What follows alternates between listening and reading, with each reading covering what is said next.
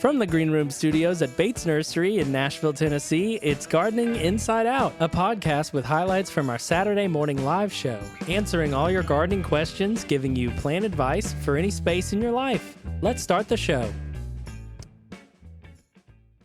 Hey, y'all, it's Caroline Gant. And it's Tyler Blankenship. And Ben Trest. Hey, Ben. Good to be back. Good to have you back. We're happy to welcome you here. With arms wide open. Yeah, it was a little lonely last week, so we needed some company again. It was just me and Tyler. Yeah, I played Granted, we had a Snowbird. great time. We did great, but you know, it just wasn't the same as having a little trio. Yeah, I saw y'all had a tent out here on the lot because it was so cold. You missed the cold weather. Yes, we had a tent on the lot. That is a humble way of saying you were in Miami. Miami and what? Key West, right? Key West, it got cold in Miami, though, after we went down there. So You it was brought the snow Cold with chased you Yeah. down. some nice weather. Yeah. You It saw was some so nice odd seeing plants. tropical plants blooming. Just got to see all your pictures. It's Wow. It's a whole different world, you know, different soil, different climate, Different Ben. puts everything into perspective, kind of helps you appreciate, same Ben. Same, Ben. Might Must get have more been house a- Just plants, with though. more plants in your eyes. What was the most impressive plant you saw? They had a whole bunch of large trees, which I think were either ficus, some sort of variety Yeah, of some of the ficus. pictures They had a lot you of big showed ones. me. Yeah. And then a lot of live oak. You know, they just Oh, don't my they don't get gosh. big out here, and out there they'll let them get just massive. I love they're live beautiful. oak. That's one of the negative things about being here in Middle Tennessee is that we don't have that kind of like old gnarly live oak. And the palm trees. Yeah. I don't hate on palm trees. It's a whole different palm trees. landscaping environment. It's a totally different ball game than we have here. You sent me some photos from a garden that you all went to. We went to a garden called Vizcaya out there south of Miami, and it was really nice, historic, very European style, but with like Miami plants. Mm-hmm. It was awesome. It was You stunning. showed me some photos before you went, and it looked like kind of like an Italian Alpen it was like Italian, estate, chateau. European. Yeah. Mm-hmm. Big Wild. old agave. It was really cool. And it was kind of overgrown, you know, on the outsides, all the trees had grown up, and, you know, it kind of felt like a jungle that had grown over this old property from like 1914, 1915. It was really cool.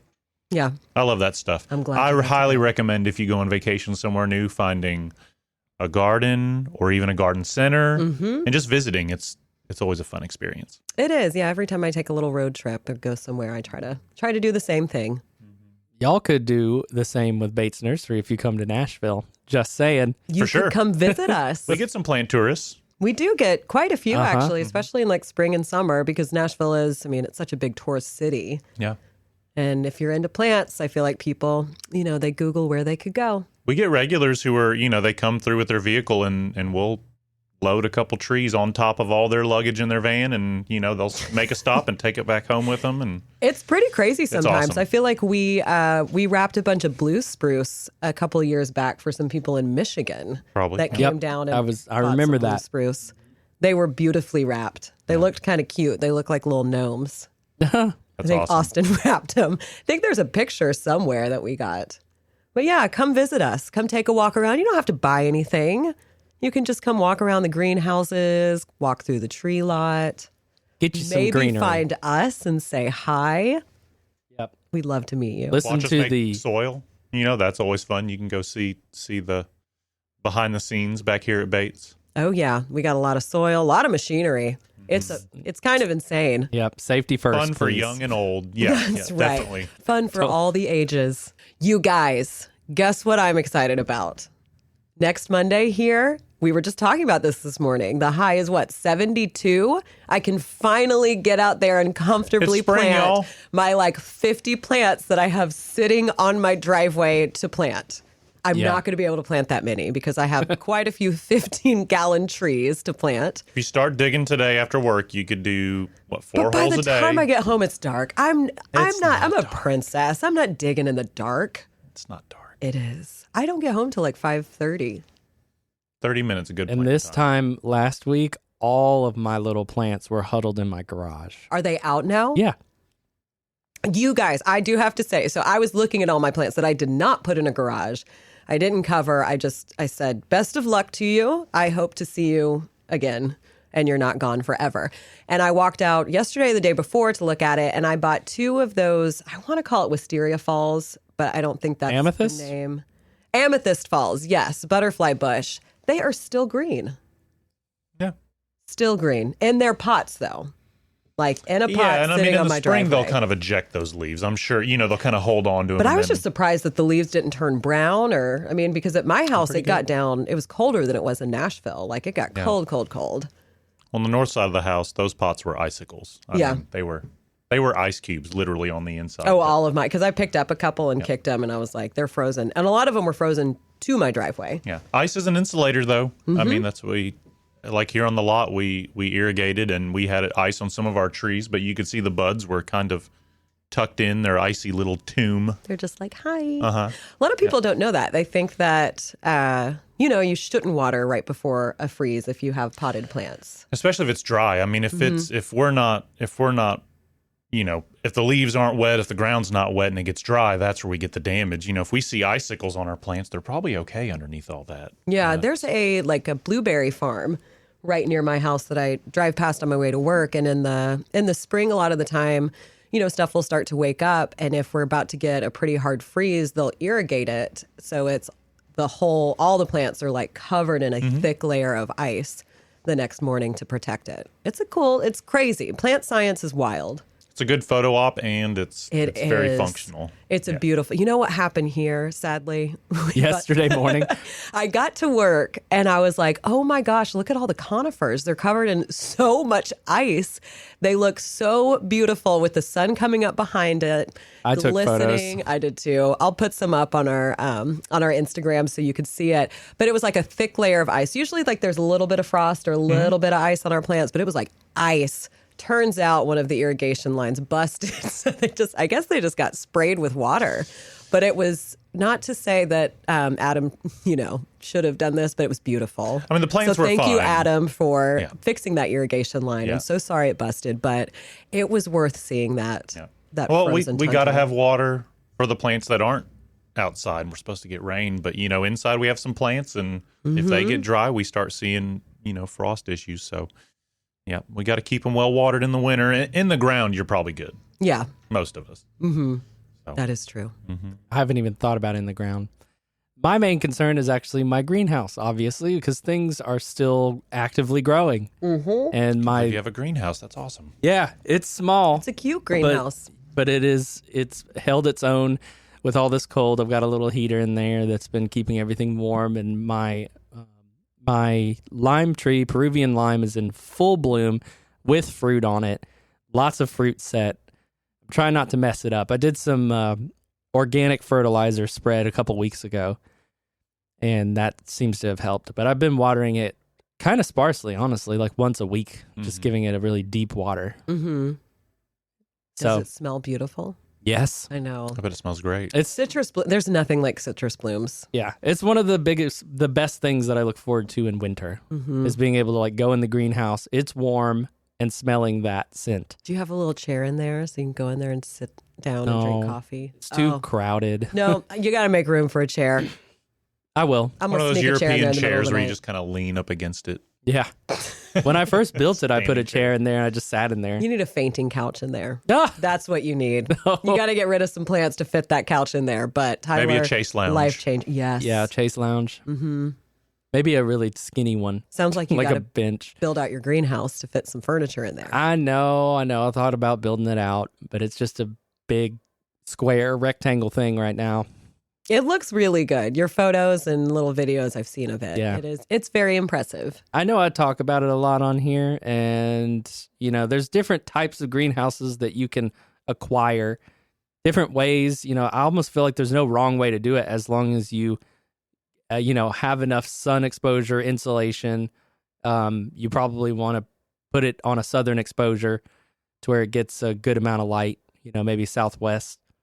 And the rest is experimentation and fun and looking into it, Mm-hmm. Yeah. I mean, here at Bates, we use, we kind of build as we go. And I mean, there's plastics and stuff you can get that are special for UV light, but the thought is pretty simple. We're just containing all that hot air and sunlight inside. And I think the hardest part for us is actually managing heat just as much as cold. So figuring out how to get rid of too much heat, or maintain it and being able to regulate that. Of course, with a little greenhouse, sometimes you can just prop the door open, and Yeah. that does it And for it you. airs it out. Yeah, the houseplant greenhouse in the summer sometimes gets hot. We put up a lot of shade cloth. We've got air circulation in there, but, a plastic house baking in the sun in the middle of some asphalt gets a little bit toasty sometimes. But in the winter, when it is freezing outside but really, really sunny, it still gets so warm in there. Our little lizards come out. Our residents come out to bask in the sun. It's great. I love it. It's fantastic. When I was starting out, I bought one of those very cheap $20 greenhouses.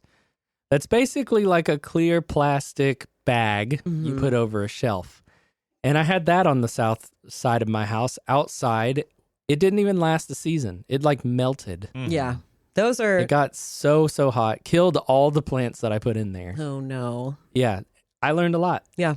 Now I have an automated fan, like automated vent fan that literally like whenever it hits a certain humidity or temperature, it kicks on and it doesn't stop. And I've got like one of those magnetic curtains over the door. So I can leave the door open, but it's still got some kind of insect barrier. Yeah. Greenhouses, it's a science. It's very different than growing plants in your home or outside. Like people think, oh, I'll just put up this little structure with some plastic on it or whatever, windows. But there's so much more to that. Yeah. You could roast your plants in the summer. I've seen that happen. Just kill everything because it got so hot and there was no air circulation. Yeah. Or people think because it's protected, it doesn't matter that it's going to freeze their inside. That's also not true. It will trap in the cold weather or the cold air. Yep. I put like a 40 or 50% shade cloth in there in the summer. Mm-hmm. Yeah. And it still stays like 90, 100 degrees. It depends what you're growing. Some people It are does. just doing starts, or they're trying to get their crop out early, which, it's a big cold frame at that point. Right. Yeah. And now's kind of the time to be doing that. Yeah. Yeah, Oh, probably soon. that's right. I just remember I have to start those lupins that Pam Eldridge. That Pam Eldridge brought us. So yes. I'm looking forward to that. And I'll stick those in my greenhouse. Mm-hmm. I've got to start peppers. Document it. Every year. I mean, last year Do I you tried start peppers. indoors? I mean, if you're going to grow them from seed, Yeah. to have time for them to really ripen. I think my best peppers were probably in October this year. I mean, it was really late. I was so- harvesting Those a take so lot long. of peppers. Yeah, they late. take a while. So Did you grow those from seed or were those starts Those are from seed. from seed? Yep. Jalapenos, late jalapenos, and tons of the shishitos. Mm-hmm. Is that the right one? The old man peppers? The ones that are all wrinkly? They're all wrinkly. I don't know if that's the No, that's one. not shishito. There's There's quite a many. that are So just- many types of peppers. Come to our greenhouse in the spring and just see the peppers and tomato selection we have is insane. It's very overwhelming. I always buy my starts here, of course, because they're great and I'm already here. But just shopping for them, and I'm like, I'm just going to get a couple different varieties of peppers. And then I'm like, oh my gosh, it's overwhelming in a good way. Yeah, they are. I'm looking at a photo right now. They are a little wrinkly, especially when you roast them, though. Well, those are the ones that like maybe 10% are hot and the rest are sweet. So do you not know what 10% are going to be hot? You're just surprised? They're surprise peppers. Are you serious? Yeah. No. Yeah. Really? Yeah. Wow. So you don't know if They're you're not getting like a hot or jalapeno hot, sweet- but they have a pretty good zing to them, and the rest of them are Okay, sweet. so they're not crazy spicy. Still, though, But they're fun. if you think you're biting into a sweet pepper and it's a spicy pepper, it's going to be They're good. It's going to be a little bit of a shock. They're good. I like them. Yeah, And they did I do love really peppers. well from seed. I mean, we had tons of them. This past year was great for peppers. It was terrible for my cucumbers. It was okay for tomatoes, but my peppers loved every bit of last year. Yeah. Like you said, I was harvesting peppers, I think even after Halloween. So we had a good cucumber year, but we did them on a fence. I got some kind of fungal thing on my cucumbers. Usually my cucumbers go crazy, but they didn't. I think I got one measly little cucumber that I didn't even eat because it was just didn't even look I'm Didn't excited. look You're making me tasty. hungry. I'm like ready for My pepper game, growing. ready for a snack. Ready for Cook- some fresh like tomatoes. preparing peppers for me I've leveled up. I did some pepper roasting and made, I'm like doing roasting of tomatoes too, and like blending those into dishes, and it's the same kind of thing. Roast it, then peel the skin off, and then use that pulp. Amazing. You know what? I'm going to say this now while we're talking to our listeners, talking to each other. We've talked about it last year. We discussed it. doing a little recipe thing from our gardens. Because Tyler does so much cooking. I do a lot of cooking. Ben does. I mean, we've already talked about that. But we need to be documenting these recipes, taking little photos and just talking about it. So I'm saying it now to hold us accountable to really make that into a little segment, because if I was a listener, I would enjoy it. I love cooking. So we're doing it. You know what else we should be doing? Getting onto the show, I guess. Getting onto the show. Y'all, it was a fun one. We had Adam Chapman back on this week, once again, sitting in for Austin. So you will hear Adam, myself, Tyler, and then Josh Carey and David Bates as well. Enjoy. Y'all enjoy. Let's get into some questions, because we did get quite a few this morning. The first one is about yarrow and lamb's ear. My favorite. Somebody's not in this room to talk crap about it right now. That's true. That's so, true. Unless you hate it, my yarrow and lamb's ear look pretty bad after our recent single temps. Is it salvageable? Yes. My yarrow's been in the ground since 2017. After the 2022 freeze, it really, really looked bad, and I thought I might have lost it. But it came back stronger and even better. And yarrow, that one is, safe underground. It's going to come right back up in the spring. I would not be worried about that at all. No, just, same old thing. Just prune out all the stuff that's brown and mushy and squishy and that's one thing I kind of do like about lamb's ear. I mean, as much as it isn't pretty when it gets really wet or gets really cold and it turns brown and mushy, that dries out so quickly. Once we don't have rain, just within a matter of a couple days, it gets dry and crispy. Then you can just reach your hands in there. It's very not fulfilling is the cathartic, to just pull it all out, and then it looks really pretty. And while you're doing it, you can, caress the new growth that's so soft, hence the name lamb's ear. Sure. I love that plant so much. It's one of my favorites. What do you think about it? Lamb's ear? Yep. I don't know your thoughts on it, so I'm interested to see. I prefer I'm lamb neutral. chops, actually. I'm neutral. You're neutral? You wouldn't plant it in your garden, but you don't hate it? They're condescending. So I'm neutral. It's like, how so? I have a grove of it now. I planted one little 4-inch pot 2017, and now it's like a huge space that has prickly pear growing in the middle of it. Ooh. It's a really pretty look. I'm a big fan. All right, let's move to another question, though. What is a pretty flower to plant in a small bed under a dwarf Japanese blood maple? It is a sunny spot. Goblin flower is good. Goblin flower? Yeah, goblin blanket flower. Oh, I've never heard it called a goblin flower before. Well, goblin I think is the variety of it. Oh, I know. gotcha. I have some under my. It's not under Japanese maple, but it's under a panicle hydrangea. I have quickfire, and it's done that's a great. Good look. Yeah, it's awesome. I've got windflower under one of my Katsura Japanese maple that is in full sun. It does get a little bit tall when it flowers. So, well, that's what I've enjoyed about the blanket flower or the Gaillardia, which is the correct genus, is that it kind of mounds up. It doesn't really, get too tall. So I've kind of enjoyed that, and it's. Those things have been run over. They're just so tough. You know what would be nice too? I have Bath's Pink. Dianthus is Dianthus, good. Yeah. And right now it looks great. Yeah, because it's evergreen. Year round, it looks fantastic. That would give you like a little bit of ground cover. It's like a silvery blue color to offset that red and that bark on that tree, and then you get light little pink blooms in the spring and summer. How about y'all on the other side of the table? Y'all are quiet over there. What do you think? Y'all seem to have it covered pretty well. Would shamrocks work there? That would oxalis. Yeah, I mean, oxalis they like a little bit of shade though. Yeah, so if mine it's might prefer it. if there's not too much of a canopy over it right now, it might burn them out a little bit. I love oxalis though, like the purpley red one that we get in here. Mwah. What I like about Fantastic. oxalis is I learned about it in my weeds class in college. Did you know? Well, one man's weed's another man's wildflower. Very true. Come on. Any plant it's in your yard you don't want is a weed.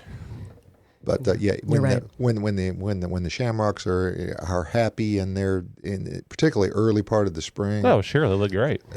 Yeah, gorgeous. So yes, stunning. And we're about to get them here at the nursery. Yes, we are. People are already calling to ask about them. I'm sure they will be here very, very soon. All right, looking for a columnar evergreen foundation planting that can tolerate full sun. Will a sky pencil holly work? Yes, question mark. It is a Coronata holly, so I'm always suspicious Why? of Coronatas. What I would go with more so is one of the Ilex Reserve newer varieties like Castle Wall and Castle Spire. I think they would be a much better plant. I think they're prettier. The leaves are this dark greenish blue. They are really Seem to pretty. be You know. less susceptible to leaf blight and other fungal issues that Japanese hollies are notoriously bad about. Yes. And if you've got an upright holly and it has defoliated around the base, it kind of defeats the purpose. And there's no way to get it to refoliate except to cut it back severely, which makes it not tall anymore. So, Or columnar. Yeah. yeah. So Yeah, so that's my, That's your full 2 sun. cents. Yeah. Mhm. All right, wonderful. Are you guys ready for another one? oh sure. Let's keep them coming. Ideas let for her rip. evergreen ground cover under hackberry trees.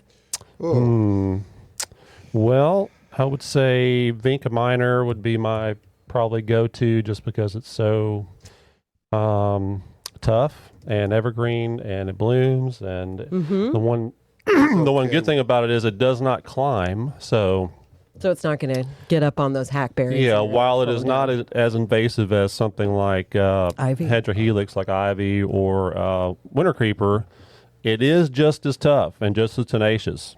So I can, there's all kinds of it in stands that I've seen. It's just very, very tough, evergreen and blooms. So that's the That would be ground a good cover I one. would recommend. I like that. I made the mistake of planting ivy. Okay, this is a good example of an early gardener mistake. When I bought my house in 2017, there was a little redbud tree, and it wasn't doing well. Now that I'm looking back, it was on its way out. And I was like, I'm going to put a little garden bed around it. So I piled up rocks, put a bunch of soil around the base of the tree, and planted ivy in it. The tree died. It fell over because Yep. I piled it up too high. And you killed The it. ivy started to take over, and you know how I got rid of it? I set a hot fire on top of it, and I did get rid of it. Burned it all away. Yeah, that's one way to do it. I wasn't that sure same- if it would work, but made it did. that same mistake at a house that we had before we had the current one. I planted it against a cedar picket fence. Oh, it's going to go all over it. It was It's going to pull it down. well, the cedar fence is no longer there, gonna say, but the ivy has taken over Oh, the yeah. back part of the yard Yeah. that is there. Yeah. It's kind of a shame, David. You move out of a house, you got the best looking one in the neighborhood, and then people just Well, let it go. happens. And, Yes. but what that creates is an opportunity Yes. to improve your next home. And Mm-hmm. you and Diana have done a wonderful job. I will say that you've done a wonderful job under very strict supervision. Well, again, I'm merely the labor. So I mean, The ability to take direction, and you don't. I'm you don't very have to be- coachable. Yes, yes. you don't have to be cheerful about it. You can just accept it. And, I think that going with it is clearly the better way to go. Yeah, no sweat. It's just some plants, man. Let's move on. Correct. Correct. There are other fields of battle that are out there. Kinda gotta- You got to kinda pick gotta your battles. Yes. Pick your spot. We got a great question on YouTube from Jane Ann Gibbs. Good morning, Jane. Morning. Jane is asking, does the nursery think it will receive any of the new glow-in-the-dark petunias this year? I think I'd maybe. say almost certainly. Yep. Yeah. I've heard some rumblings. I've heard some whispers. Maybe even seen a glimpse of it in the dark. I have taken one into the bathroom here and Oh, really? saw it glow. Nice. It's neat. Now I mean, do we know how they did that? Did they splice it with like luminescent? Jellyfish. I'm going to say they That's took jellyfish bioluminescent, Yeah, Definitely. jellyfish. algae or something like that. That's the and only thing I can think of. found the gene. Of course, all of that is, I think, a direct derivative of CRISPR and those kinds of tools that we now have available in the genetic toolbox. And being able to incorporate attributes that would not normally exhibit in one species to another. Do they grow seed pods that make clones of you that don't you lose your mind on? Technically, it's probably possible, Josh. I don't know. That's kind of horrifying in both your and my case. If there were clones of Of us? Yes. somewhere in future generations. Oh, I like that. But that is the petunia. I mean, I'm excited about them coming in. They are going to be a little bit pricey, but well worth it. They do glow in the dark. It's not as bright as you think it'll be. You've got to be in a place that's real dark is the thing. So if you've got a lot of street lights, yeah. So I would think anything. unless you live way out in the country, like someone at this table, like someone right here, you'll have to grab some kind of dark cover and cover yourself and the flowers and go, even at night to be able to see it. Yeah. Go under. So if you hit them with a black light, what happens? Do they glow even They more? probably would glow then, for sure. Yeah. So put some black light, install black lights in your garden for nighttime? Sure. That's the new thing. That's going to be the new thing now. Black Back lighting. to the 90s. Yes. Called it. Bring it back. Yep. There you go. Did you? No, he did. Oh. Just I was now. like, how did you I'm call just it? calling out his called out. David had one in his bedroom, didn't you? You and Mark had one in your bedroom. We had that and posters. Yes, And, uh-huh. Lava lamp? The whole, Oh, I had that. Yeah. the whole bit.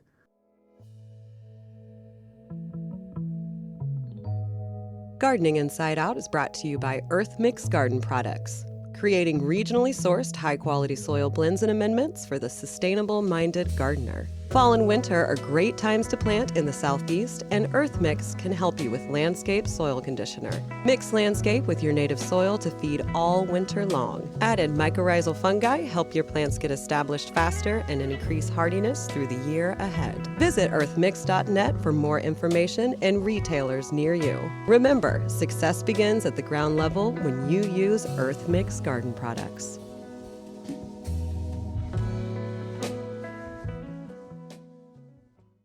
Are you ready for something? Are you? Did you prepare? I was born ready. Oh, uh-oh. Oh. Hit it, Tyler. Like I said, the goat. Well, it didn't take much thinking this morning. I'm going to go with another goat of mine because it's not just because it's native, but that's one of the reasons. Oh, I love a good native. Serviceberry.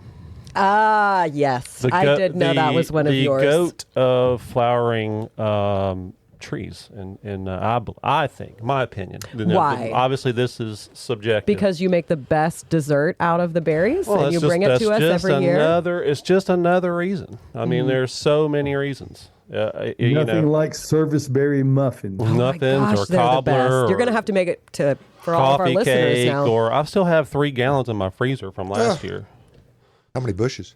I have 3 trees that are 2 that are really, really mature and bear very well.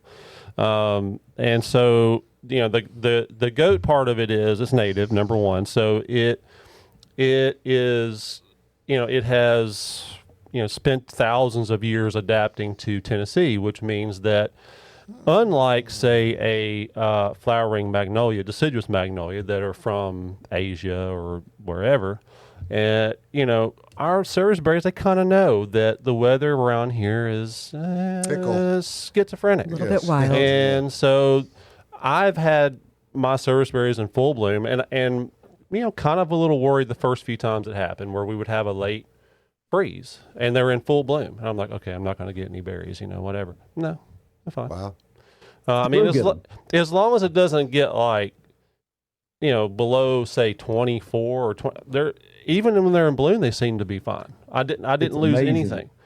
So, and that's because they evolved here in those kinds of conditions. So, you get the blooms, you get the berries, you get the fall color. You get the birds. You get the birds love them. Squirrels. Yeah. Now, my key is, I know I'm going to get the question, I always get the question, which is great. It's a good question. How do I keep the critters off of them? Well, my philosophy is you have to grow enough for both you and the critters. I love that philosophy. That's a good So idea. you just, you can do netting, you can do all this other stuff, but it's just have enough for everybody. Just How give them big their are your own tree. mature trees?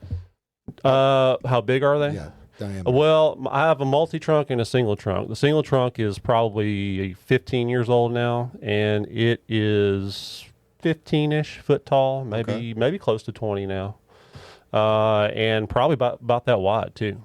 Single trunk. Now the multi-trunk actually, that one is a Autumn Brilliance, which I think is the most commonly used variety, which is fine. But I had one in the back before we got our dog Roxy, and it was multi-trunked Autumn Brilliance. Well, she ate it to the ground. Oh. But How it came, big was it? What It you're wasn't very telling us big. is that dogs like service berries. Yes, apparently. Well, it came back from the rootstock, which is, I think, downy serviceberry. It's not, the same, exactly the same thing, but it's multi-trunk and it's even bigger. It's probably 25 foot tall. and 20 foot Wow. wide. It's so big that I can't get all the berries. I literally can't get them all. So the birds eat So the the ones birds on get them top. all? Yes. Okay. Yes. So, All right, all right. so anyway, You're that's so my, good to nature and critters. Look at you. I try to be. What kind of dog? She looks like a giant Jack Russell, but I think she's a pit something Got mix. some lab in it. Yeah, it's got to have some That's lab. cute. So Yeah. but she's old now. Serviceberry. How old is she? She's an old lady? Yeah, she's an old timer? she'll be 12 this year. Oh, that's how old one of my dogs is. He's a little So, pity mix. He's yeah. the best. That went by fast. Yeah, it did. Dogs are the best. So Serviceberry, everybody needs one. I don't have one. Need to get one. Come on. I know. What is Out of going all on the here? plants I have, there's not a service. Well, I'm just waiting for someone to gift me one. That's why. All right. Hint, hint. There it is. Wink, Wink, wink. wink, nudge, nudge. Hey, Joyce says, I just got an 8-foot tall multi-stem serviceberry. Can't wait for spring. Good morning, Awesome. Joyce. Good to hear from you. Congratulations. Good morning. And that Yes. that is epic. Yeah, I have been wanting one for a little while now.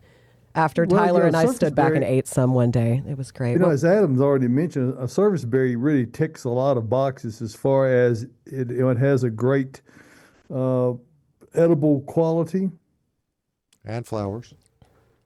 Flowers, fruit. fall color. The only thing I will say as an addendum, so everybody, doesn't get let down, is depending on how bad cedar apple rust is, your fall color will be affected, and your berries could be affected. It kind of depends on when, the weather and weather patterns and all that. But because they are in the same family, they're not the same genus, obviously, but they're in the same family. They're very closely related to apples, so they're susceptible to cedar apple rust. So, oh, that is good to know. Yes, it is. just And be warned. we did get a question about serviceberry this morning. Advice on cutting back a serviceberry. It got huge. Well, I know your pain there. Yours is 25 now feet tall. they bloom on last year's growth, so whatever pruning you do, I would prune it, now while it's dormant. I mean, it's easier to see where you need to prune. It's it's the plant's gonna weather a heavy pruning a lot better this time of year. So I would do it now, and don't worry too much about.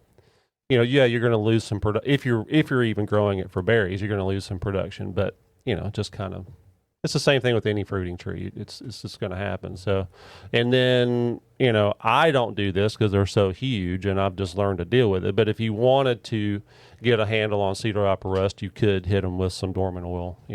Right now, mine are so huge, I don't have a way to get to the tops of them. So. Very good. So you just let them go. Yeah, just let them go.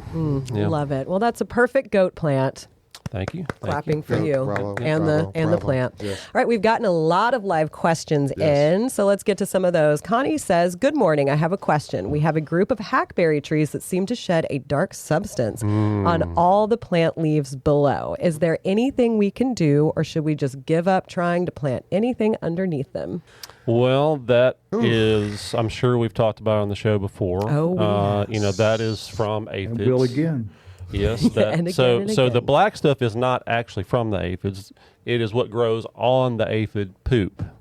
So really the only way to get rid of the black substance, I mean, you can spray it only with a fungicide or something, I guess. But It doesn't work. it doesn't really work. I mean, it'll kill it, but it's going to stay on the leaf. Right. So. Right. It's called So- sooty mold. Yes. So, you've got to either get rid of the aphids somehow on the hackberries or get rid of the hackberries. And a group I of love the reference that we give from an entomological standpoint is referred to as honeydew. honeydew. Uh-huh. It sounds kind of nice that It way. does sound nice that way, but it's aphid For poop. ants. That's true. Yeah, there are little creatures that do like it. Sure. Sure. Sure. But that is something. I lived in a house that had a huge hackberry tree in it years ago. And I mean, it looked like it was snowing at certain times of the Well, year yeah, those are the because of aphids. all the aphids, yeah. and then everything underneath just got covered. Well, we've gotten rid of some of them, but along the edge of the southern edge of the property here, we've got hackberries and Everywhere. and they're well, everywhere back here in in the day when there's a Tennessee. lot more of them, and it was like a dry spring or something, because the aphids love it when it's dry because the plants are stressed, and it looked like it was snowing out here. Yeah, it it's would look like crazy. it's snowing.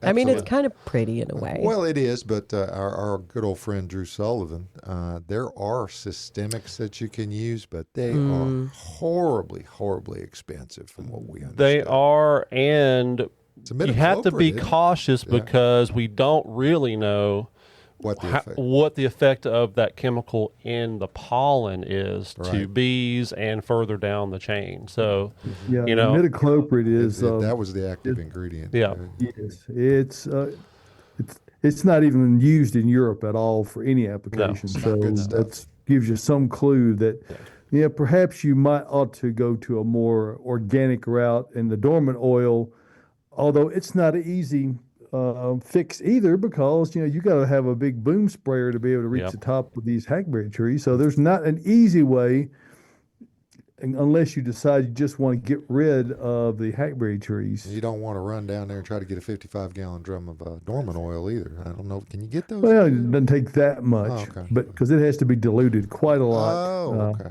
in water. But it's one of those things that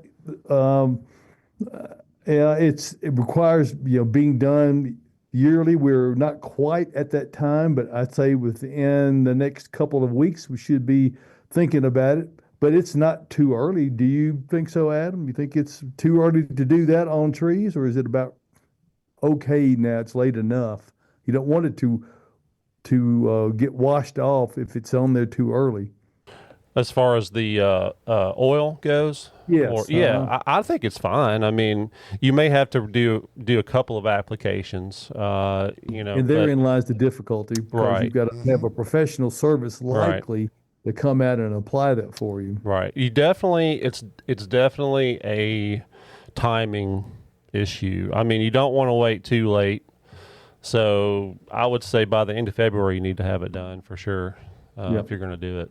Which will be here before we know it. Yeah. Oh. Hey, if you're watching on if you're watching on YouTube, give us a shout out. We know you're out there. We can see you, but give us a shout. We can see you. Yeah, we We're watching. Uh-huh. Yes. You know Yes. we have Make too many sure when you cameras type, on these, when you type in the comments, use all caps, please. That's what Yes. Josh is saying. Yeah. We need to really, really see it.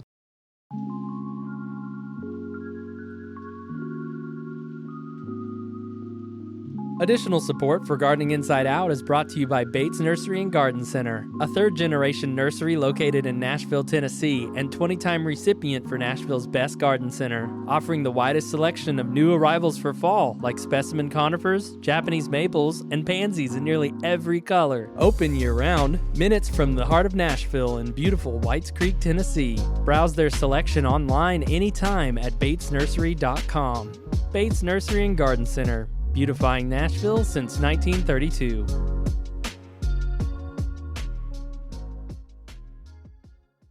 All right, let's get back to some more live questions. We got one from Kim. Kim says, moles are so bad right now in our yard. What's the best option to get rid of them along with the traps we have? Will nematodes work? Eventually. Yeah, that would work. What's that, David? What's that product that it's a Talprid. worm or something you put in there? Talprid. Yeah, Talprid. That's one. Another Black one. cat is another one. You got to be careful if you got pets, but I've always found out that we've always advocated a small terrier dog, haven't we, David? That's probably as effective Well, as anything. they do it. I used to have a cat that Yes. Also, outdoor digging them cat. out. Yep. That's we have one lovely named Fluffy Butt.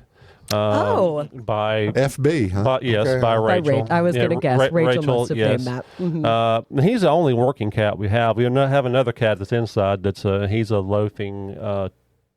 Don't get me started. Anyway, the outside cat, he has killed several moles, and he brings them over to the garden front and porch? just sets them. Yeah, just hey, Here you go, hey, Dad. look Thank what I you. did. Yeah. Okay. So yeah, But what you're trying to think of, Adam, and there are a couple of brands of these. They essentially look and mimic the look of a night crawler, and they're Right, about right. the same size. Right. And apparently, they finally got. And there's more than one type of them that you strip out of a tray, and you take either a dowel rod or a piece of rebar, and you poke a hole in one end of a run. But here, to start off, to begin with, you walk the entire run down, because you don't want you want to be able to determine Where they the are. ends are. Then you go to one end and you poke a hole in it, and you put the bait in there that looks like this night crawler, and you stomp it down. And then you go to the opposite end and do the same thing, and they do work really well. All they have to eat is one. Right. Now, the downside is that they're quite expensive. Yes.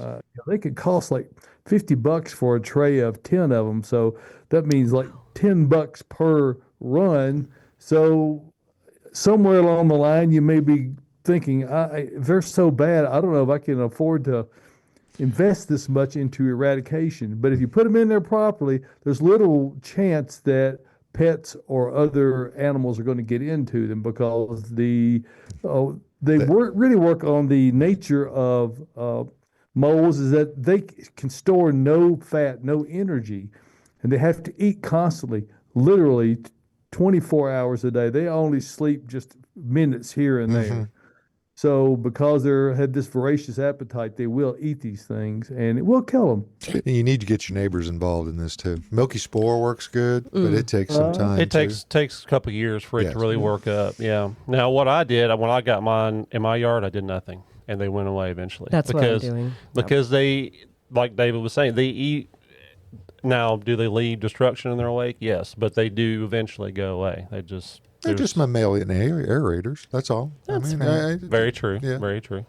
Yeah, one of my dogs likes to just dig holes to look for them, but doesn't actually get them. So I have the moles and holes where they have been tunneling. And muddy feet. It is cute to watch her, because she'll pounce and then dig and then stick her head in the hole.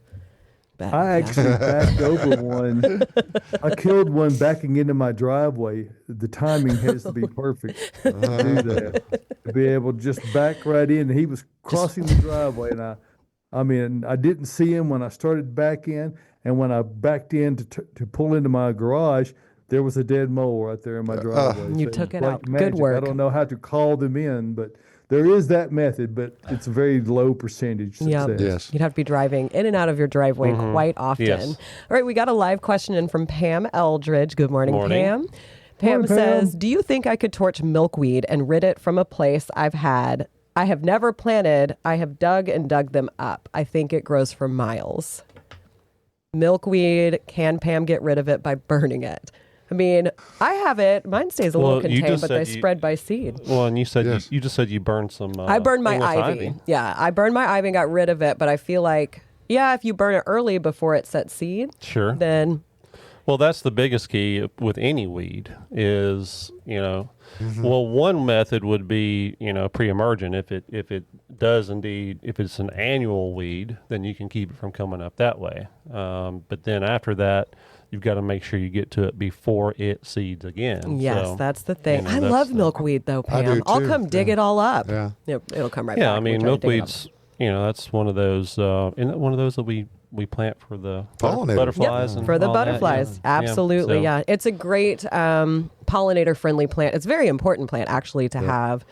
So what are but we? I do what are we? get What are it we, does talk, take what, are we over. saying, what are we saying about Pam here? We're saying that she's. We're saying nothing bad about Pam. We would never. Well, you said it. You said it was. Well, this I awesome bet plant it that- will take over. I have it, and it does spread. So if you planted it years ago, or if you bought a property that had it planted, or your home had it planted in their landscaping, it is going to spread. Because like I said, it does spread through seed. It has these huge seed pods that Yep. open, and then they fluffy, blow yes. everywhere. Now, can it be confused with goldenrod? Yeah, I don't think so. Okay. I mean, they have a pretty it- different look. Yeah. Yeah. Yeah, different. I mean, it bloom. could be, but At I least think Pam butterflies definitely don't knows her confuse them. plants. Yeah, butterflies do not confuse them. No. No. Nope. No. No. They don't. All right, one more live question. Sorry, I had to get back to my my questions. So Joan is asking, good morning, Joan, what is the best way to root Christmas cactus from a cutting? Just stick it in the dirt. Joan, it is so easy to root. When we get them in here at the nursery starting in November, usually when we open them just from the transit, there's a lot of segments that have fallen off. So Sarah Bates and I, who is up with me in houseplants, we actually made our own Frankenstein pot of Christmas cactus cuttings.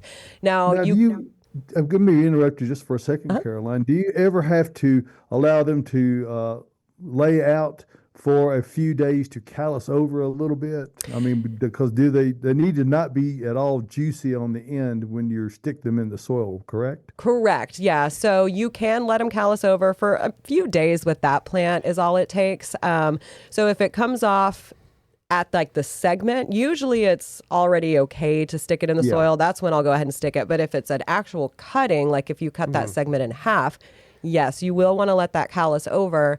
And what will help kind of speed up the rooting process is you could use a rooting hormone. We have a powder here at the nursery that I've used, and it really does work, but you really don't need it. I mean, my Christmas cactus at home, when those segments will fall off, I will just stick it in that same pot and it'll root and keep growing. That rule is pretty much universal for all cacti, isn't it? I mean, we're letting a callus off for all cacti, especially like the big ones that retain a lot of moisture, that retain a lot of water. If you do take a cutting, those will take weeks to callus over, and you want to leave those in a dark, dry place and let them really harden off before you try to plant them, because they will rot very, very easily. Let's get back to some questions. Thank you, Caroline. You're so very welcome. All right, so we've got a follow-up from Pam about that milkweed. Pam says, I love the milkweed and I love the butterflies too. I have it in several places. It's just in a really bad location and needs to go away. I'll be happy for you to come dig it up. Pam, maybe we need to talk and I'll come dig a lot up. Sure. I could always use more. I wonder if she has a stirrup hoe. Because that would be very effective about getting it just as you see it coming along, just as you see it coming up out of the ground, just go over and just get it out of there. Yeah. There are some things once you plant them, they're so hard to get out. And then Joyce, a follow-up to the moles, says, someone told me that juicy fruit gum works for moles. I haven't tried it. And then a follow-up, they eat it and can't digest it. Yeah, but chiclets are better. Sad. Chiclets are much better. Chiclets. Juicy fruit's great, though. Doesn't work. Well, they don't eat gum. They eat worms. They eat worms. The problem. All right, and then Helen is asking, I am planning to top off one of my raised garden beds with earth mix garden, but would you recommend a combination of earth mix soils instead? Supernatural. Supernatural. Sure. If you want to actually add some soil as well, then mix some garden in there with it. Yeah. Yeah, but the supernatural. The good thing about garden is that it has a blend of all. Yes. Yeah, it's got supernatural in it. So. But supernatural is just, it's like putting butter on the bread, folks. Hey, Bill Hayes, a.k.a. Buffalo, he bought 8 blue spruce and he hasn't planted them yet. First thing we want to know is why not? Yeah. Come on, Bill. Hoping this cold hasn't hurt them. No. The spruces will be all right. No. This is their preferred. Oh, yeah. And I've got spruce are zone 2 hardy. Most of them are anyway. No worse than a 3. He's a Packer fan, so that's probably soil why. temperatures, and that's the danger of not having them planted is that the soil temperatures have gone down much more dramatically because they're sitting in an unfamiliar environment called above ground. Yep. So, but even if you went down to 5 degrees or even 0, that soil temperature probably did not go down below 10 or 12. You're likely still okay. Yeah, but with if you see spruces, some bad-looking, burnt-looking ends on it, it could be an indication of some root damage that occurred sitting on top of the ground. Yeah, he's also a football fan, but yeah, it's going to be the Commanders, guys. Don't worry about this. I think everything's going to be okay. All right, folks. Music Means that this edition of Gardening Inside Out is coming to a close. Another quick one. Yes, but next Saturday we'll come back here to Bates Hollow and Bates Nursery and Garden Center in the Green Room Studios to give you another hour of Gardening Inside Out. Hey, we appreciate your participation on Facebook and YouTube and Twitch, and if you follow us out there, you can find it and like and share the post for everybody, because we love getting out there and getting our name and yours so we can get your questions in on Saturday mornings. Hey, see you next Saturday morning for Gardening Inside Out.